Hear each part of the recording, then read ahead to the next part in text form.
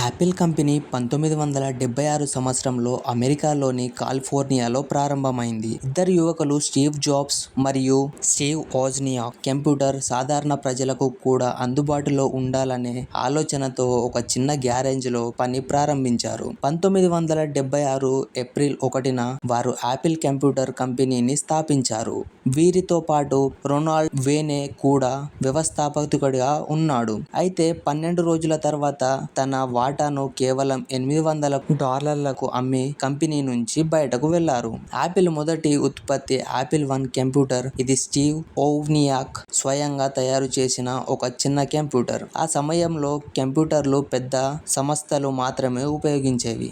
కానీ యాపిల్ వ్యక్తిగత కంప్యూటర్లను సాధారణ ప్రజలకు అందించాలనే లక్ష్యంతో ముందుకు వచ్చింది. 1977లో యాపిల్ రెండవ కంప్యూటర్ను విడుదల చేసింది. ఇది ప్రపంచంలో మొదటి విజయవంతమైన వ్యక్తిగత కంప్యూటర్లలో ఒకటిగా నిలిచింది. దీని అమ్మకాలు భారీగా పెరిగాయి మరియు యాపిల్ ఒక పెద్ద టెక్నాలజీ కంపెనీగా ఎదగడం ప్రారంభించింది. 1980లో యాపిల్ స్టాక్ మార్కెట్లోకి వచ్చింది. కానీ 1980ల మధ్యలో కంపెనీలో నాయకత్వ సమస్యలు వచ్చాయి. 1985లో స్టీవ్ జాబ్స్ తన సొంత కంపెనీ అయిన యాపిల్ నుంచి బయటకు వెళ్లాల్సి వచ్చింది. ఆ తర్వాత యాపిల్ అనేక సమస్యలను ఎదుర్కొంది. కొత్త ఉత్పత్తులు పెద్దగా విజయవంతం కాలేదు. కంపెనీ భవిష్యత్తుపై అనుమానాలు ఏర్పడ్డాయి. 1997లో స్టీవ్ జాబ్స్ మళ్లీ కంపెనీకి వచ్చారు. ఆయన కంపెనీ ఉత్పత్తులను తగ్గించి నాణ్యత మరియు డిజైన్లపై ఎక్కువ దృష్టి పెట్టారు. 1998లో విడుదలైన